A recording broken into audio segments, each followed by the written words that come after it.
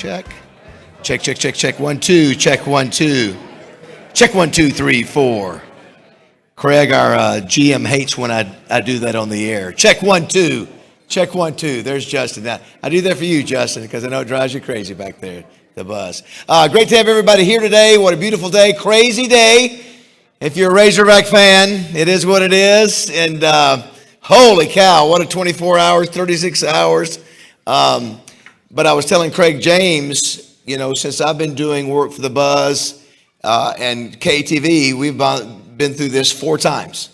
You know, we did it with Houston, Petrino, John L. Smith, Bielema, Chad Morris. It's never fun. It's never, you know, it does create an intense focus by fans and people who aren't even fans. I mean, everybody in the state talks about this, whether you like football or not. It's the nature of it. I do want to say this about Sam Pittman. So Sam Pittman has been coming 6 years here to the Touchdown Club. He's always been very graceful, kind, always been super nice, been the ultimate gentleman. And, you know, obviously he's left the program in a better place than it was when he got here. And he's set for life financially, but he's been a super guy. And just from a Touchdown Club perspective, he's been great for us. So I want to give him a round of applause and thank him.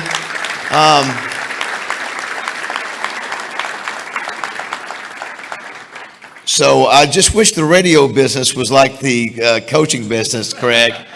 Because let me tell you, my butt would be fired tomorrow. Give me a check. Give me a check. How many of you were here last week and enjoyed Tim Brown? Holy cow, was he not outstanding?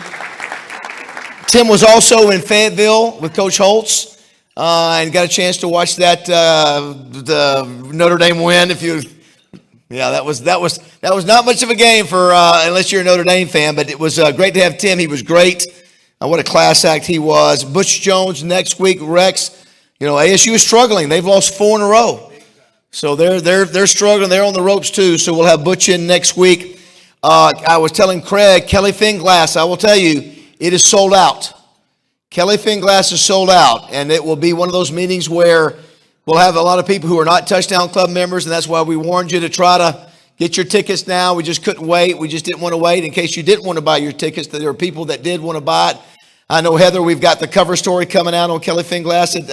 AMP magazine is going to be really cool, just like with Jimmy Johnson. But there is a waiting list. Debbie has created a waiting list if you go to the website to where there might be some tickets that pop up. So if you want to say, hey, David, I've got my daughter, my daughter's a cheerleader, she wants to come.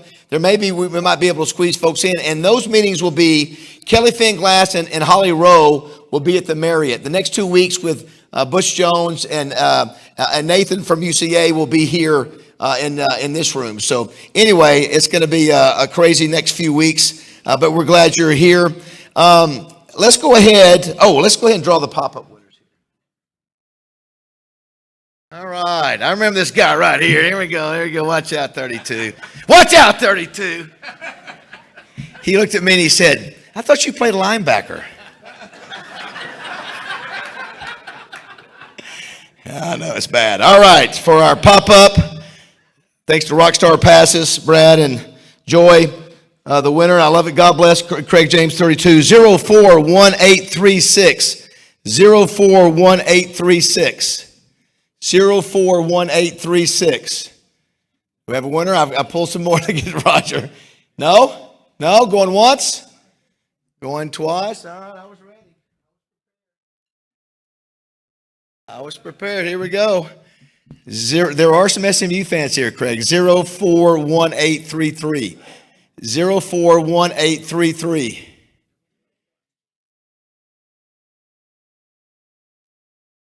Maybe this is rigged. I don't know. It's a rigged election. Is somebody waving? No? Is somebody waving? I'll do it. I got another one. Now listen, Craig. We've never had this. Craig, I'm sorry. This is not on purpose. This is so people have bought. Greg's raising his hand. Greg's gonna raise his hand a minute. Oh my goodness. People bought these tickets, Craig. 04 maybe because we might want your coach. Maybe that's it. I don't know. 041-881. 041-881. Oh, there we go. There we go. Congratulations. Thanks, RJ. So, just FYI, too, I was telling Craig about our great coverage with Arkansas PBS and 103.7 The Buzz. So The Buzz is going to go live with our conversation with Craig, but they're also going to go live with a press conference at 12 o'clock with Bobby Petrino and 100 Years Check. Maybe you have heard Bobby Petrino hadn't even had a press conference. He's already fired 3 coaches.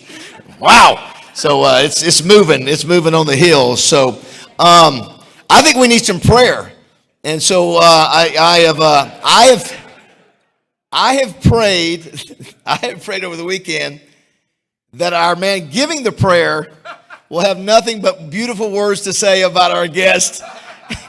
He's not wearing a Century 21 jacket, thanks goodness, where he doesn't have any opportunity to say anything. But let's give it up for Pigskin Preacher, everybody.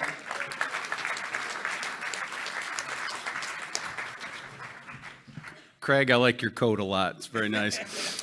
So I tried to warn you folks about those Notre Dame people last week. They're a problem, and someone needs to do something about it. I don't know who that's going to be, but anyway.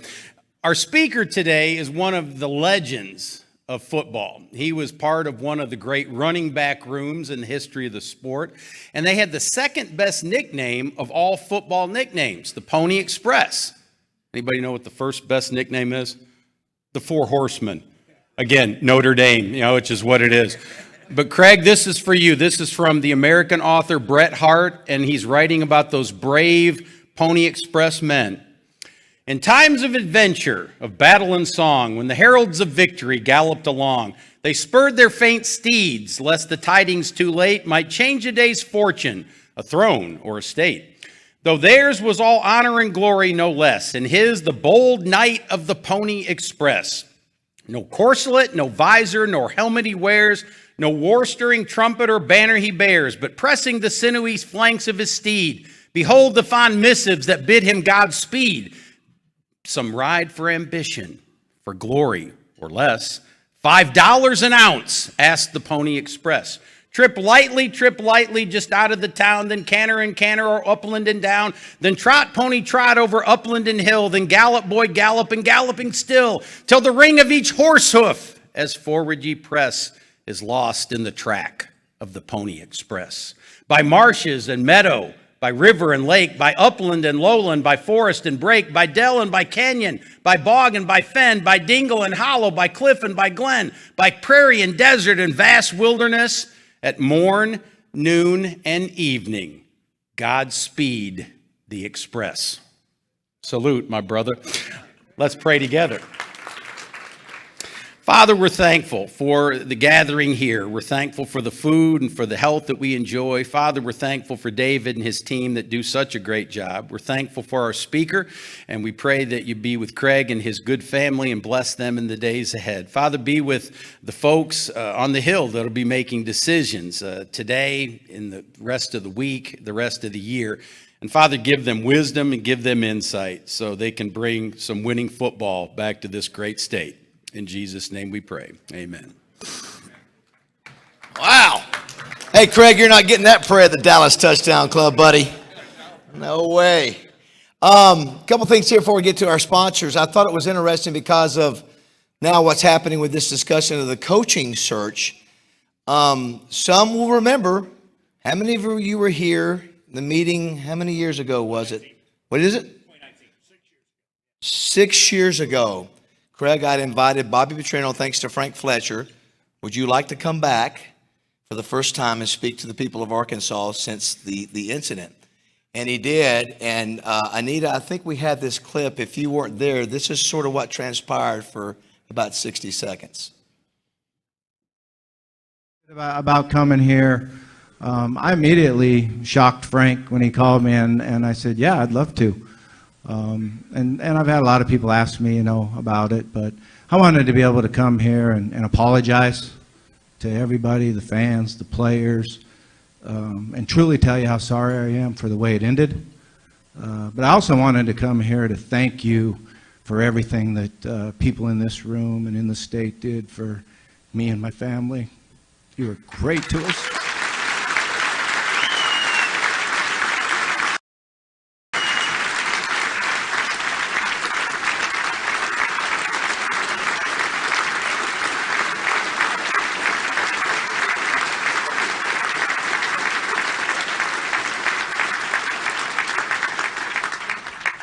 You know, you're a special group, special crowd, and you don't really understand how much effect that y'all have on the players and their families and the support, and how much that means. And you know, there's no question the Hogs can come back, but they're going to need everybody's help here. So stay with them and keep supporting them, because you are what makes the University of Arkansas a special job. There's no question about it.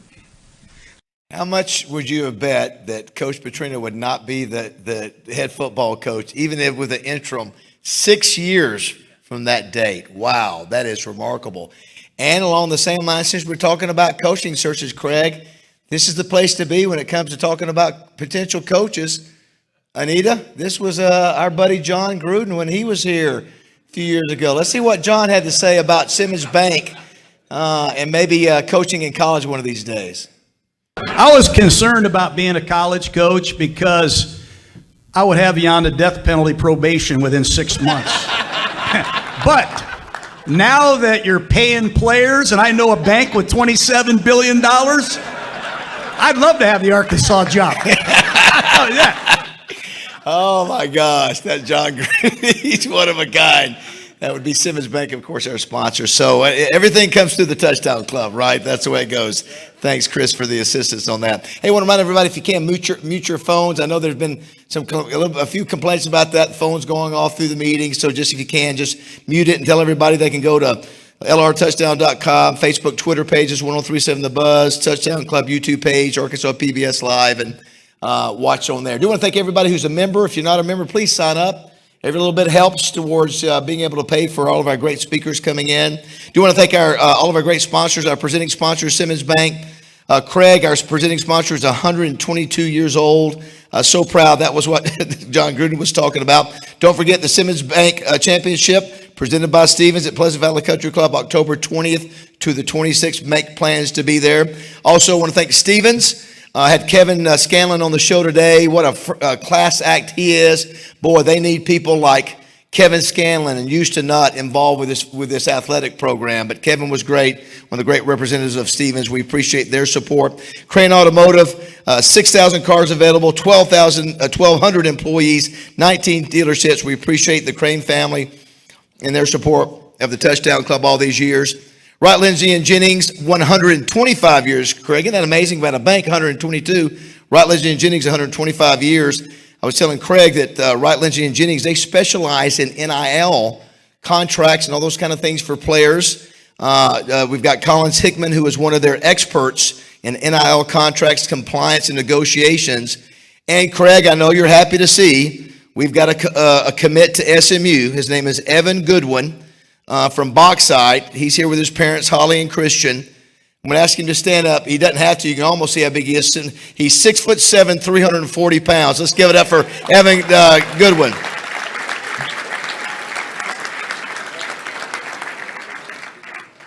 So here's the deal. Let's all pony up right now, if you will, before he gets out of here. Let's make our move on him. But congratulations on your commitment. Keep working hard, young man. And boy, he might could play right now. You'd like to run behind him, right, Craig? One time, yes. Congratulations, Evan. Keep working hard. Also, want to thank Oaklawn Hot Springs. I have been horrible on my picks. Absolutely. In college, I was 0-4. I missed every one, including I would have got Arkansas if I'd have bet finally, but I didn't do it. But yeah, Florida State. Missed A&M, missed Tennessee, but I am 2-0 in NFL picks. I'm 4-1 the last 5 picks in the NFL, so at least that's back on track. Download the Oaklawn Sports app and have some fun. Bet against whatever I do in college, and you'll probably win money. But thanks to Wayne Smith, Zach Gillum, and the guys at Oaklawn Sports. Download the Oaklawn Sports app today. Summerwood Sports, David and Doug Hendricks, appreciate you guys. Great to see Roger back, Jr. with you guys, and Landon. Great folks, 40,000 square foot sports complex in Bryan, Arkansas. Good people. If you got a party, you want training, they can do it all there. Good folks. Glad to have Summerwood Sports involved with us again this year. Double B, Steve Lytle and Ed Light, we appreciate them. 34 locations throughout the central and northeast Arkansas. All Exxon and Phillips 66 fuel. Gas it, grab it, and go. Sissy's Log Cabin, Bill and Sherry Jones. I was up eating at Ruth Chris in Rogers, and I got a chance to meet. I was just about to say that I met Sherry Jones's brother up there. And did you know the biggest Ruth Chris in America is in Rogers, Arkansas? I walked up there and I was like, it looked like a hotel. It sat 500 people.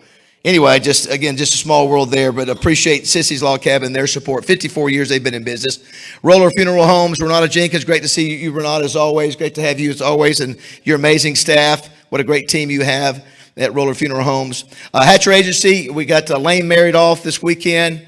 Where's the Hatcher bunch? I know that we got a honeymoon going on. Maddie, I know, listen, I see you there, Maddie. You're here.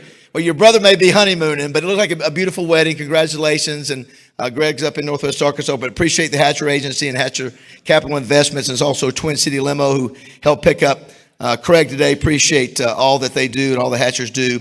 Advantage Service Company, Kevin Brooks, Matt Bailey, thanks so much for all you guys do. One Call does it all.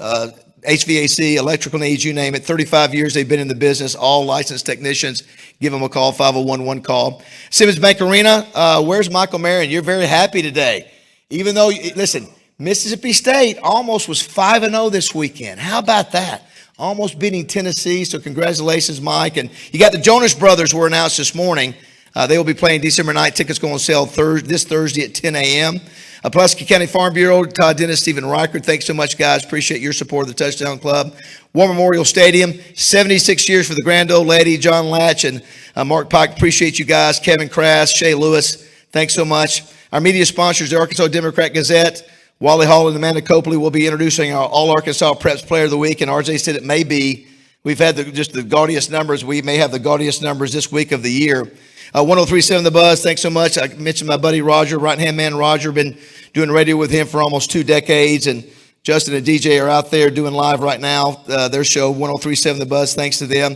Heather Baker, AY Magazine, and Arkansas Money and Politics. Can't wait to see the article coming out on Kelly Finglass. She's a rock star. I think she's got 275,000 followers on her Instagram account. That's how big she is, but thanks. Can't wait to see that. Heather, and happy birthday, by the way, from last week. Also, want to thank Arkansas PBS, back in the back, the best in the business, Anita, Brian, Kevin, Tanisha, and also the new executive director. We got a new executive director of Arkansas PBS, a guy that those of us in sports television in Central Arkansas know, used to be with KARK. He's a state rep with RJ, and what a great hire for Arkansas PBS. Let's give it up for Carlton Wing. Carlton, stand up here. I think this is a great move, a great hire, and Carlton, you're so well respected, and we love our relationship with Arkansas PBS in year 2, and hopefully we continue to do great things and even more. So thanks to having Carlton here today. And JF Media and Marketing, Alicia Dover, Jeremy Flynn. I mentioned, I guess last week, the comments by Hunter Yurchek. I think it's up to 2 million impressions of what he said here. And did you see? It became at the Board of Trustees meeting, Hunter Yurchek had to get up and explain, well, when David Basil asked me the questions at the Little Rock Touchdown Club, I wasn't quite prepared to give the appropriate answer. You know, the Touchdown Club is right in there, baby. It's right in there in the mix. So anyway, thanks to JF Media and Marketing. All of our social media is the best in America. You guys do such a great job. The best hotel team, Doubletree Hotel. Tiffany, Nita, Angel, Mark, all of them. Sunbelt Convention Services, Tim Glasscock, Rockstar Passes, Brad and Joy Gonzalez, Brad Rickett. Also want to thank our new sponsors, Midtown Plumbing. You got to love this right here. Calling the hogs and fixing the clogs. Calling the hogs and fixing the clogs. Very creative. I love that. Very nice. Midtown's been around since 2013, thanks to Haley and Jim Coleman and Kyle Jackson. Good folks. Arkansas Surgical Hospital. 41 private patient suites, space for loved ones to rest while patient recovers, 13 state-of-the-art operating rooms. Tell them that's where you want to have your surgery. And last but not least, Arkansas Spine and Pain, Dr. Amir Qureshi, Dr. Q, Scott Davis, and a great doctor, 6 different cities. Go with them before you go anywhere else. The best sponsor group in America. Let's give it up for all of our sponsors. We got a lot of them, Craig. We got a lot of them. You got to get them in. Got to get them in. Our Touchdown Club team, Dwayne Duncan, the best, Chris Kane, RJ Hawk, Steve Sullivan, Steve Qualls, Davis Ford, and our amazing Touchdown Club volunteer team, the best in America, led by Debbie Wyman. Let's give it up for our Touchdown Club team. All right, I can't wait to hear the statistics of our All Arkansas Preps Player of the Week. Please welcome State Representative RJ Hawk, everybody. Thank you, David. So this week during the coaching surge, or the coaching firing, I saw on social media that in Arkansas, we just don't have the caliber of athletes to play for the University of Arkansas. And every time I hear that, I'm like, you are the dumbest individual to ever put that out, because we have great athletes in the state. I've been doing high school athletics in Arkansas for, 17 years, Rex? And every year we have top quality talent in the state of Arkansas, and we highlight them right here at the Little Rock Touchdown Club. We've got some in the guests in today. So real quick, round of applause for our high school athletes in the state of Arkansas, because I'm tired of hearing about it. Now let's go up to Rivercrest, because Jaden Young is a senior quarterback and wide receiver and defensive back. And 2 weeks ago against Forest City, they lost the game 58-56. But in the game, he was 12 of 15 for 166 yards and a touchdown, which I know, passing, he's under 200 yards. But he ran the ball 19 times for 163 yards and 5 touchdowns. He also caught a touchdown pass for 48 yards and had 2 interceptions in that game. And like I said, they lost 58-56. And so I was talking to Jaden, and he's like, I had a bad taste in my mouth, so I had to come back and do better the next week. So they played Harrisburg this next week, and they won that game 54-20. He went 8 of 10 for 214 yards passing with 2 touchdowns. He ran the ball 4 times for 46 yards and 2 touchdowns.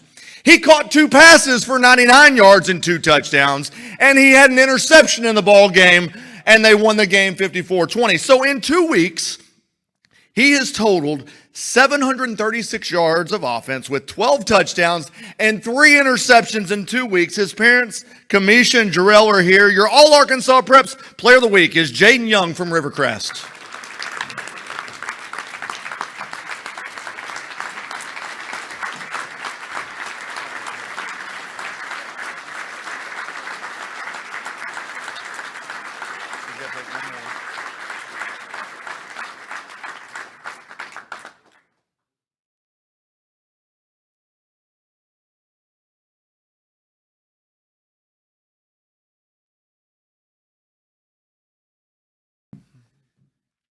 Outstanding. All right, Mom and Daddy got to be proud of that young man. My Lord have mercy.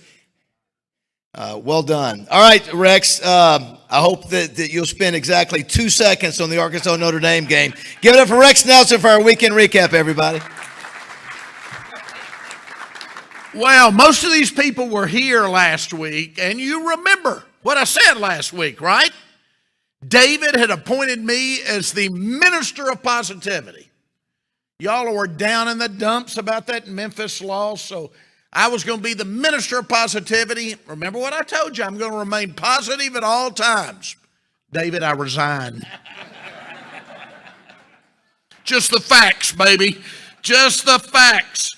Notre Dame 56, Arkansas 3. We'll make it fast, but a few interesting things here. Arkansas 13. Unlucky 13. 56-13. Defense only gives up 42 first half points. I'm staying positive. Defense did not force a turnover. I'm staying positive. The most points allowed by Arkansas in a non-conference game since a 63-7 loss to Tulsa in 1919. I'm staying positive. Notre Dame's 641 total yards were the most for the school since 2017 against anybody. I'm staying positive. 4th consecutive home loss to a Power 4 team. In its last 4 home games against Power 4 teams, Arkansas has only been outscored 173-64. I'm staying positive. Notre Dame scored on each of its first 6 possessions, finished with 431 passing yards and 210 rushing yards. I'm moving on. Doesn't get any better. ULM, 28, Arkansas State 16. ULM, perennial cellar dweller in the Sun Belt. The first ASU loss to UAM since 2009. They had won 15 straight. ASU now 1-4, 0-1 in conference. Red Wolves jumped to a 10-0 first quarter, but they did nothing after that.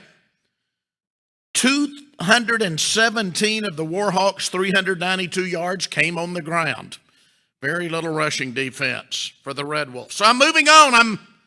UCA falls to 1-4, Chris. It was close. 35-32 loss at Lamar. Quarterback Austin Myers is back. He missed the first month with a broken bone in his foot. He was 25 of 41 passing for 358 yards, 3 touchdowns. He's a junior, speaking of Arkansas talent, from Bologna. So we're expecting you to get him back going again. Get those Purple Bears going. Only one of our Division I teams won over the weekend. Let's hear it for the Golden Lions of UAPB. 2-2.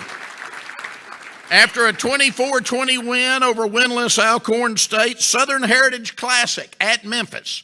They did better in Simmons Bank Liberty Stadium than Arkansas did the previous week. Well, the winning score came with only 5:39 left. Now, our Division II football is still strong. Harding, number 2 in the nation. They go to 4-0, 24-7 win over 1-3 Ouachita and Searcy. Ouachita, you remember, had broken their 25-game winning streak a year ago. They were defending national champions. Well, they were out for them. It was an overflow crowd. Small college football is alive and well in Arkansas. They'd even put up extra stands in the end zone, and those were all full. It was great to see. It was a great atmosphere. Now, UAM was 0-3. Remember, I've been talking about Arkansas Tech. They were 3-0. Anything can happen on any given Saturday. The Boll Weevils go in and they exterminate the Wonder Boys. Don't you love our mascots here in Arkansas? Man, we got Boll Weevils, we got Wonder Boys, we got Mule Riders, we got Reddies. I mean, things you won't find anywhere else in America, Craig. So the Boll Weevils exterminate the Wonder Boys, 31-24 in Russellville. Winning score in that game came with only 1:01 left. GAC's exciting. You need to get out and see some. Henderson and SAU, both good teams. They're both 3-1. Southern Arkansas won 24-21 in Arkadelphia. Now, our Division III and NAI. I'm digging deep this week, folks. I'm digging deep for positivity. They were all winners, David. Hendricks is 2-2 after a 47-28 win over Rhodes. Lyon is 1-2 after a 38-24 win over Westminster. Arkansas Baptist beat Community Christian 35-0. So we're 3-0 among our non-scholarship teams. Now, back to the SEC. Boy, if you forget that 11 a.m. Notre Dame Arkansas game and the rest of the day, there were some fun football games. Ole Miss goes to 5-0, 24-19 over now 4-1 LSU. Trinidad Chambliss, remember he had his coming out party against the Hogs, came out of Division II, led Ferris State to that national championship last week. You may have to start talking about him in Heisman talk. He passed for 314 yards. That's his third consecutive 300-plus game since taking over for Austin Simmons as the Rebel quarterback.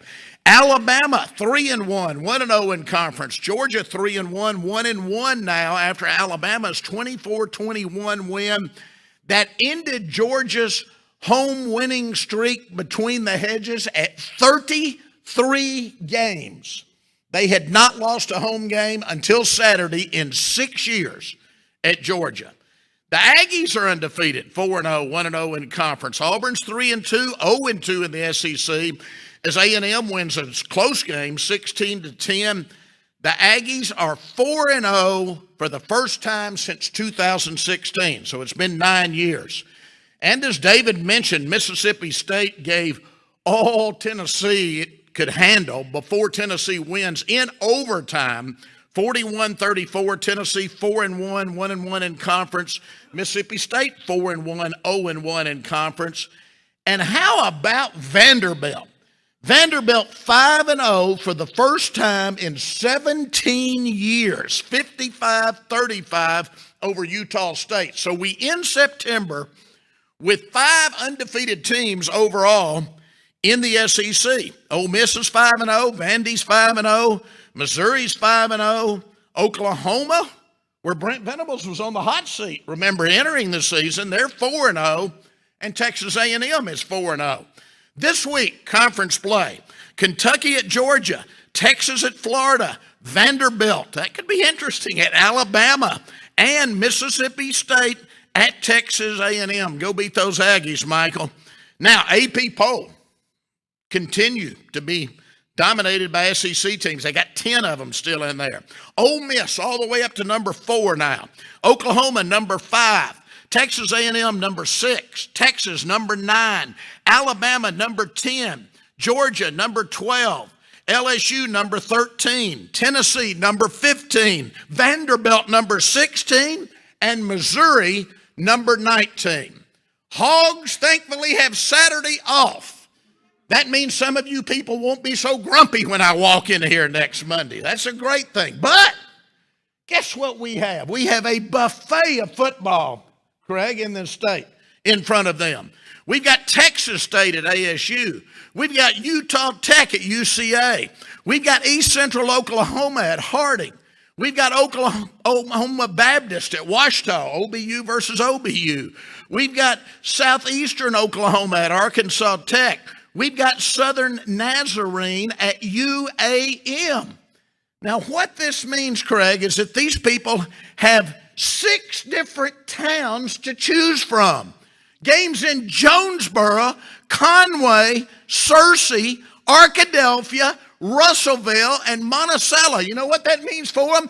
Turn off the TV, get off your butt, and get out and see a college football game on Saturday. Thanks, everybody.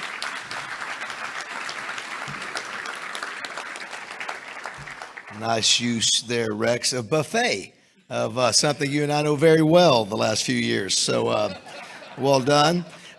Before we bring up Craig, I want to mention that Terry Condor Johnson, where is Terry at? Terry is she's getting ready to step down after 10 years as head of the Arkansas Sports Hall of Fame.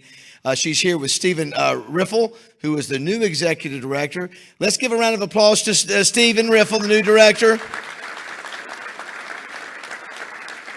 I think it's the Boys and Girls Club, 15 years, is that right?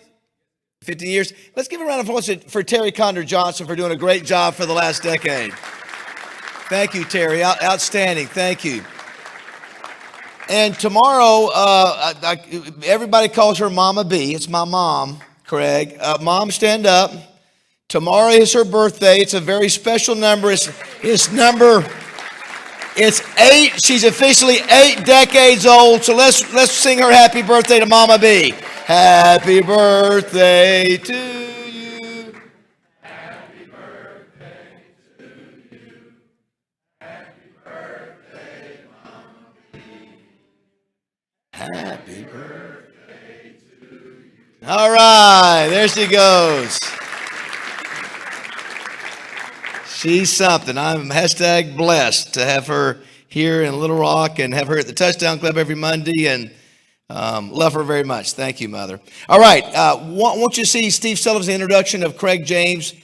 You know, we had Eric Dickerson here last year, and a lot of times Craig gets overshadowed because of what Craig went on to do. What Eric went on to do in the pros.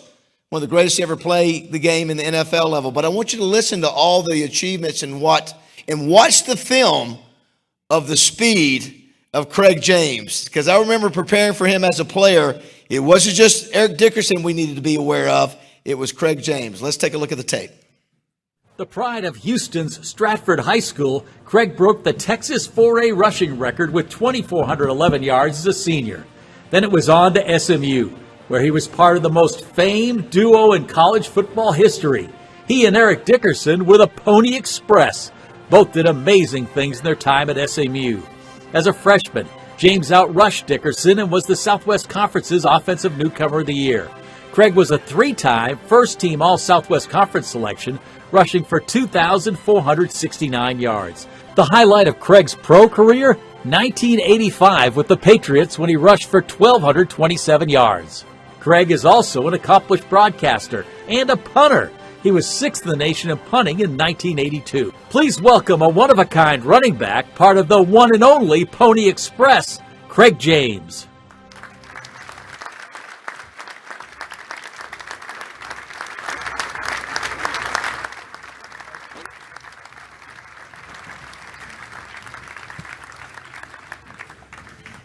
All right, you know what? I'm so glad. I guess there's a difference between the fight song of SMU and whatever that racket that your band used to play, AB. I don't know what it was.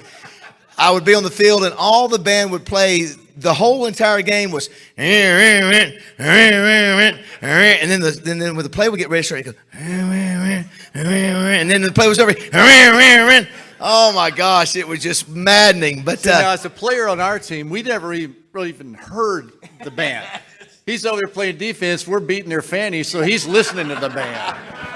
I do listen. It didn't get old to us. I have to say, you guys were 2-0 against us. And listen, one of the epic games in Razorback history, 1982. To me, I always tell the story. We went to the old Dallas Cowboys Stadium with the opening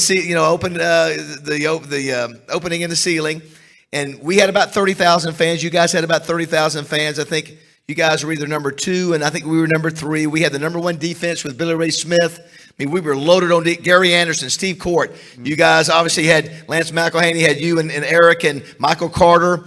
Number 1 defense versus the number 1 offense. What a game that was. Came down to basically the last couple series and a very questionable interference call against Nathan Jones. I almost was going to show the video. It wasn't passing. The great Keith Jackson, who was on the call, said, that's a bad call. That's a bad call.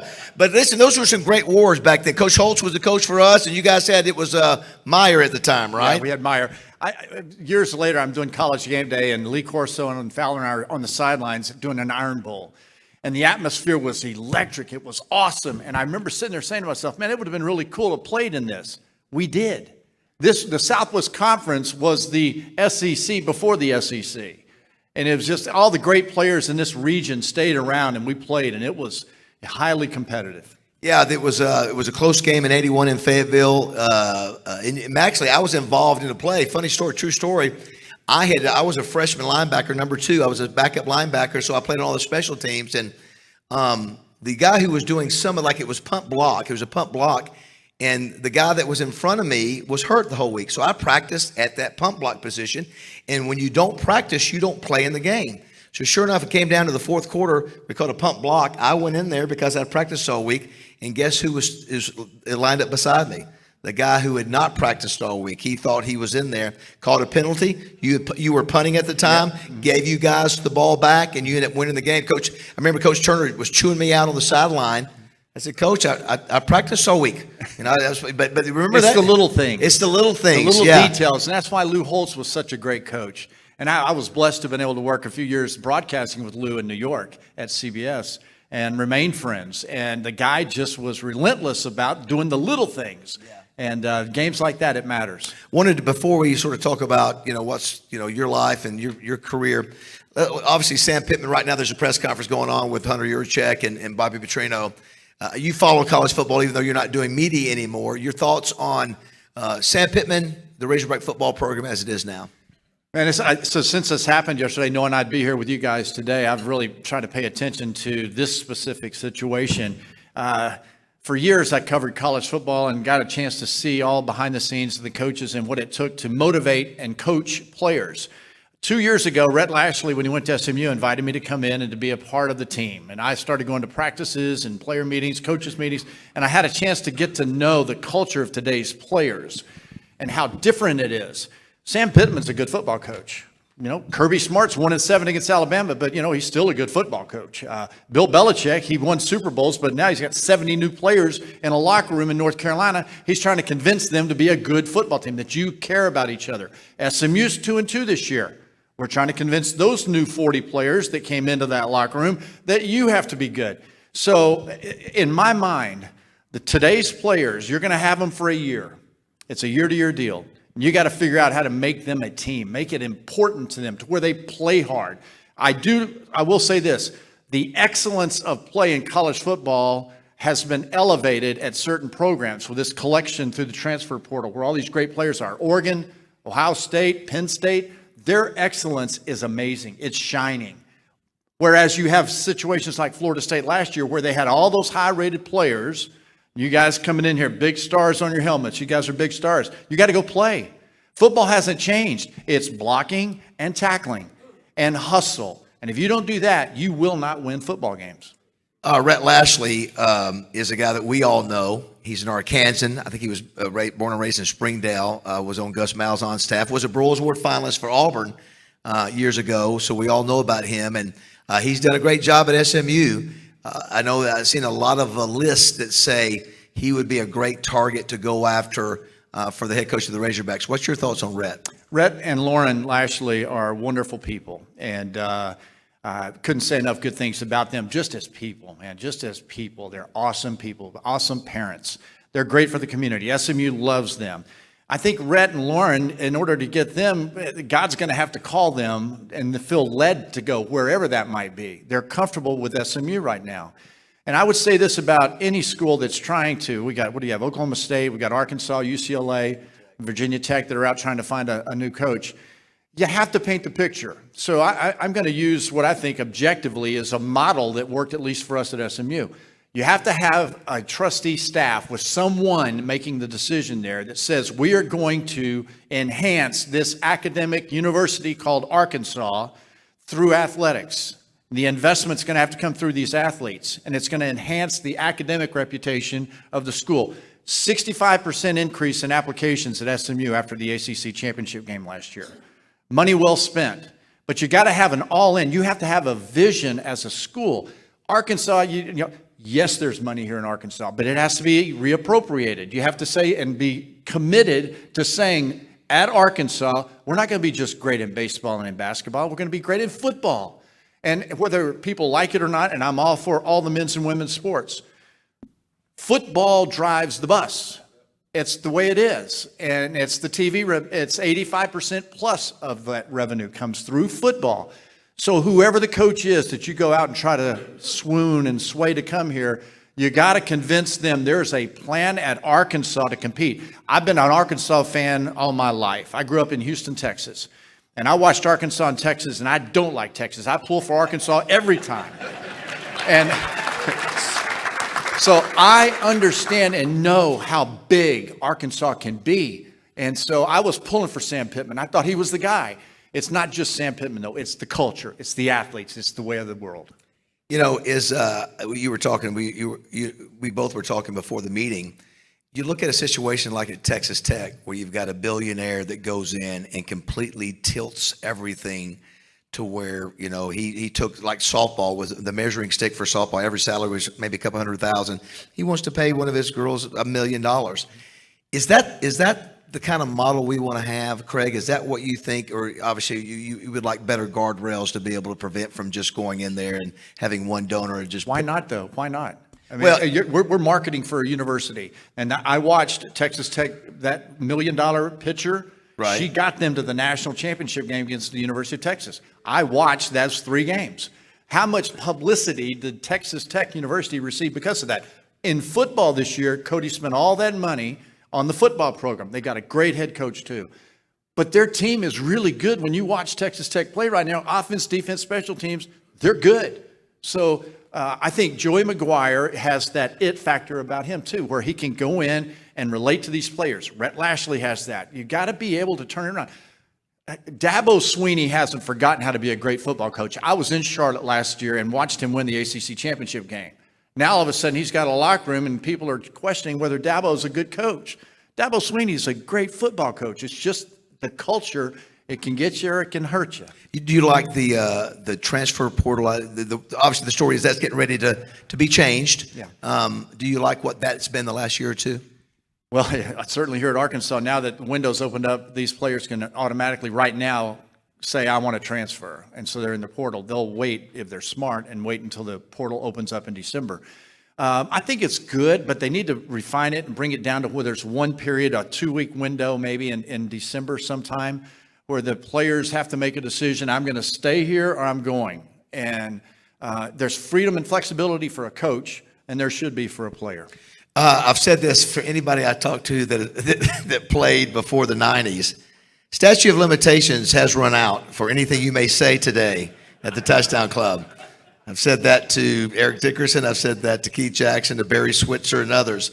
So back when, I never made it in the league. I never played in the NFL. But I was playing against players who were getting paid back in the day. And SMU obviously was well documented. That was one of them. You were a heralded star in Texas. So was Eric Dickerson.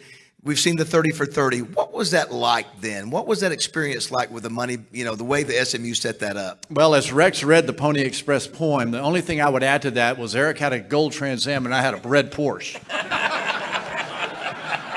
Boy, my parents were doing really well.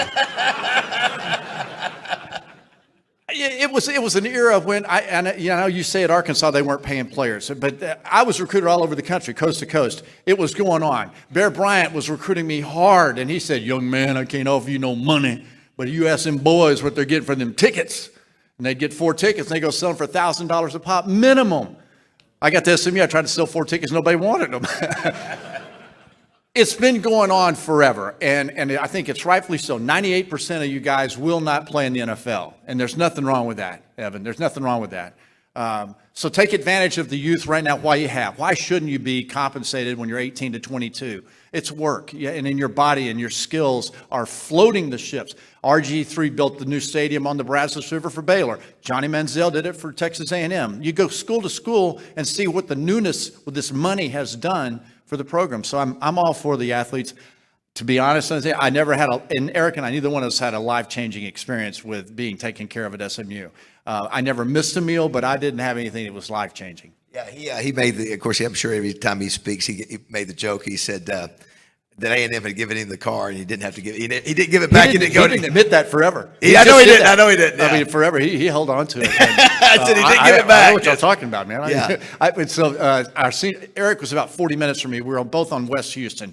I was near Katy and he was a little bit further out in Sealy. And so during our senior year, I drove out to see Eric at his house. And there weren't cell phones back then in 1979 and 78. And so I drive out there, go knock on his door, and his mom comes to the door, and she goes, "No, Eric's not here." And "Where is he?" "He's at the car wash." So I said, "Okay, so where's the car wash?" She goes, "Well, it's Sealy. It's a little town." So I go over, find the car wash, and there's Eric with that fro going, that big smile and those glasses, washing that gold Trans Am, man. You guys came in the same year, right? Yeah, same year. So interesting. I think this is for especially the young athletes that are here. Eric Dickerson was the #1 player in America, and you knew he was going there. And so you were a star in Texas. Most guys would go, "I'm not going to go there. I'm not going to get the carries." But you decided to do it. And actually, you were the Southwest Conference Freshman of the Year. Why did you decide to go there when you knew you were going to probably have to share carries with him? Okay, so I've rushed and broken the state single-season rushing record in Texas. I had confidence. I thought I was pretty good too. Eric thought he was really good too. We were reading about each other. But we both had confidence in each other. I remember his first 2 years. His first year, he runs for 1,800 yards, still a rookie record, and that will never be broken in the NFL, I don't think. He doesn't either. That's a big record. Then he has the single-season rushing record. He's the NFL Offensive Player of the Year. The next year, I'm the Lombardi NFL Offensive Player of the Year. And people are going like, "Now, how did you two guys in the same class go to the same school?" Well, we went because there was a guy named Ron Meyer who had great enthusiasm, and there was a vision for the university and athletics with a Mustang Mania bumper sticker going all over the city of Dallas back then. We believed in that guy who had the enthusiasm. The same thing can happen today right here in Little Rock.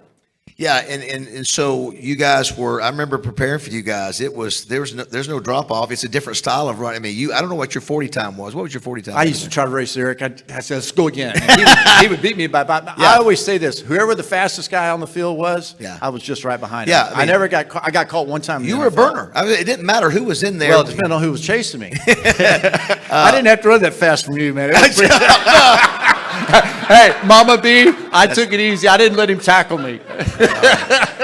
And you also have a great quarterback in Lance McElhaney. My Oh, gosh. man, we ran the option. We ran the I formation, and we would zone stretch you. We'd toss sweep. We'd do an OT counter, and then we'd run the option down the line with our quarterback. He was a great option quarterback, and he really made it all happen. There were so many great players. Our defense was phenomenal. We had multiple first-round draft choices, draft picks. Russell Carter, Wes Hopkins. There were so many players on our team there. But it was a time when Dallas Ron Meyer captured the enthusiasm and the vibe of being in Dallas with a vision from the university to support that enthusiasm. Yeah, remember his senior year, you were 11-0-1. So they could have won the national championship except for that tie with us and that winning your bowl game, but that was just how good. So I was an AP voter for a long time, number of years. It'd be really hard to do that in today's world. But I remember when I got into broadcast, and here I am, I'm doing a Joe Paterno game. Penn State won the national championship in our 11-0-1 year. And so I'm sitting there and I'm watching on a Friday afternoon, Joe was out there and he's having cocktails, happy hour with all the Northeast media. He was buddies with the voters. And I'm like, okay, so our senior year, we tied a great Arkansas football team. And we're penalized. We beat Pitt and Dan Marino in the Cotton Bowl. We were undefeated. We should have won the national championship, but we didn't because we had a guy that was our head coach who'd come from Hattiesburg, Mississippi. Nobody knew who he was, Bobby Collins. Yeah, you end up going to, you play the USFL, then you go to the Patriots under Raymond Berry, who was an assistant under Frank Broyles. And you got to play in the Super Bowl against many considered the greatest defense of all time. And that guy right there, number 99, Dan Hampton. What do you have, what memories do you have of that Dan, game? he tackled me, man. Hey, man, what you doing? Welcome to the NFL. Oh, like what's that? I get tackled in the Super Bowl by Refrigerator Perry, big fridge. And he was such a sweetheart, great. Big 340 pounds. He had no teeth, man. I mean, and he's on top of my helmet, and I'm looking up at him. He goes, "What's up, Craig?" And I was like, "Get off." Yeah, but that was not a great experience. But get to the Super Bowl. Oh, I had a great Super Bowl. 5 carries, 3 yards, 1 fumble. It was really stellar. And my dad comes to the ball game with my brother, who played 10 years of Major League Baseball. They're up in the stands, and I fumble. My dad says, "Let's go. We're driving home." My dad left the game. So, Dad, why didn't you come ask me to come with you? You were all pro. You were all pro in 1985, and so. But I think what's really great, some of you may not remember. It was Craig James, before there was Kirk Herbstreit. It was this guy right here with Lee Corso and Chris Fowler. I remember vividly, and you talked about that, about how it started. You were in studio the first 2 years of that college game. Remind everybody sort of the timeline of how that happened. So ESPN, that's back, I consider the golden era of broadcast. There weren't 1,000 outlets. ESPN was really the place to go for college football. Thursday night, we'd go on the weekend kickoff show, and it was a big deal. Saturday, we'd go and do game day on the road. Our first road show was Florida State at Notre Dame in 1993. And man, Corso and I were running across the stadium trying to get into the Ed Joyce Center, and it was packed. I mean, it was packed, and all the executives of ESPN were like, "This is what we got to do each week. This is what we're on the road every week." After the game was over with, Lou Holtz comes out and joins us on the set, and it was just explosive. But those years, you had to show up. We would get every night, overnighted to us, a packet of notes of newspaper clippings from the West Coast to the East Coast, because there wasn't an internet, and you had to figure out what was happening, so that on Thursday night, we could come out and say, "Hey, here's what's happening at Washington, here's what's happening in Virginia," etc. And then on Saturday, Lee and I started to get really competitive. You know, we started hiding things from each other. And he'd say, "How'd you get that material?" And so it became a fun competition amongst this. But my favorite story, of course, though, as this retirement was up, people have asked me, we were somewhere doing a game, and there was one room short. And so Corso and I are going to be roommates. I said, I'm sleeping with you, Lee. And he goes, okay, let's go. And I'd always heard that he liked to put on, he always said, I like to wear a green robe, smoke a cigar, and take a shot of NyQuil, and I'd go to sleep. So we get in bed. There he is, got his green robe on, smoking that cigar, down with the NyQuil, and he says, good night, sweetheart. Where's the kiss? Little Scooter was unbelievable. And when I talked to him last week saying, goodbye and congratulations on a great career, before he hangs up the phone, hey, it's, hey, not so fast, my friend. He was the voice for college football. And, Kirk came in and they meshed perfectly together. And so I left Game Day to go to CBS doing the NFL Today and college football with Nance and those guys. I had 4 kids at home.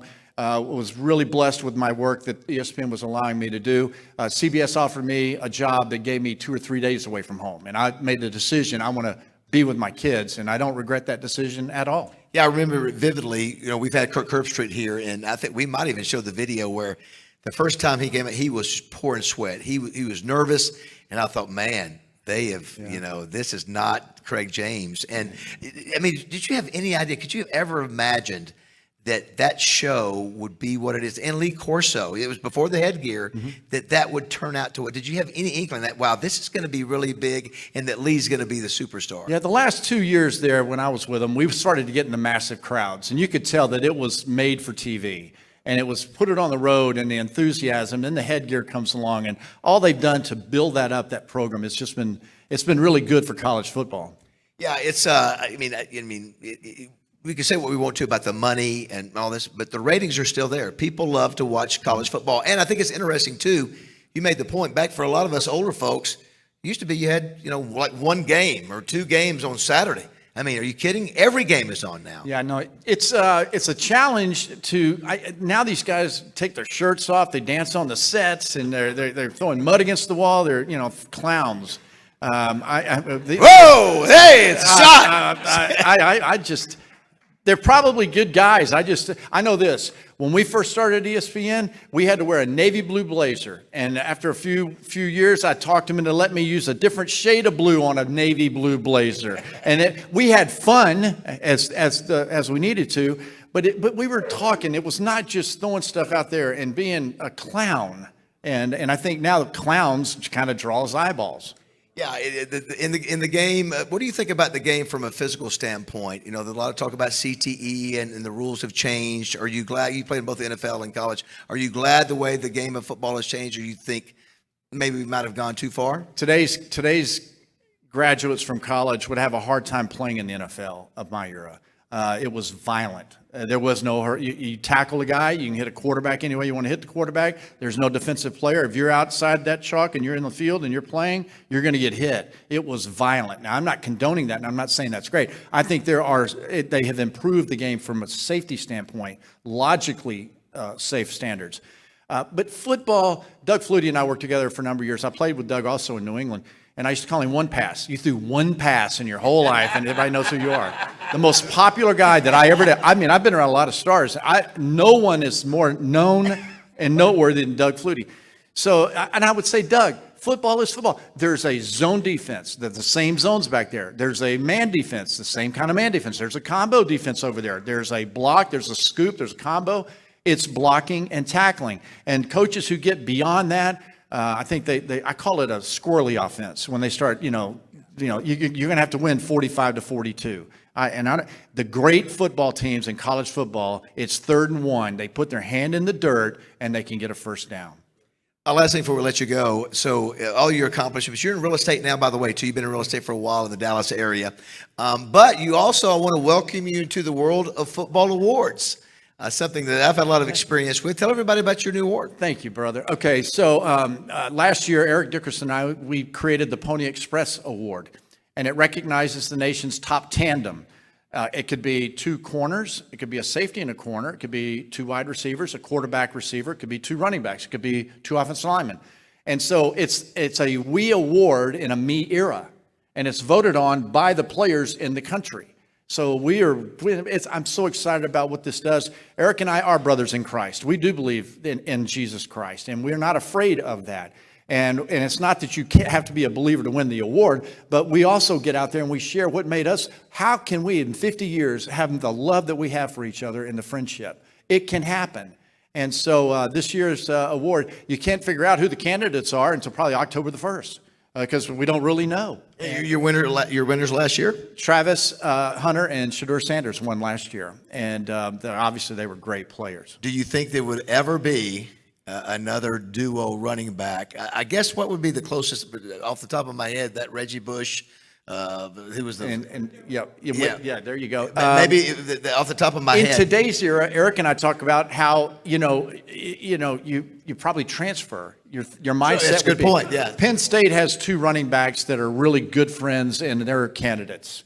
And they work hard together, and they're very successful. Ohio State has a couple of good runners. I mean, it's not that you can't, but we had, in an 11-game schedule, we didn't get to play 14, 15 games back then. We had well over 8,000 yards together. And so if we'd have had a chance to play another 10, 12 games in our career, our numbers would have been pretty good. Yeah, what a challenge it was for us to prepare for you guys. Not only you two at running back, McElhaney, you had good receivers, but really 2 of the greatest running back duo. I mean, you can make the argument the greatest running back duo in the history of college football. Pretty cool accomplishment, and a great guy, great broadcasting career, great father and husband. And so let's give it up for Craig James, everybody. Thanks for being here, Greg. Thank you, guys. Great stuff. Thank you. It's awesome. Thank you.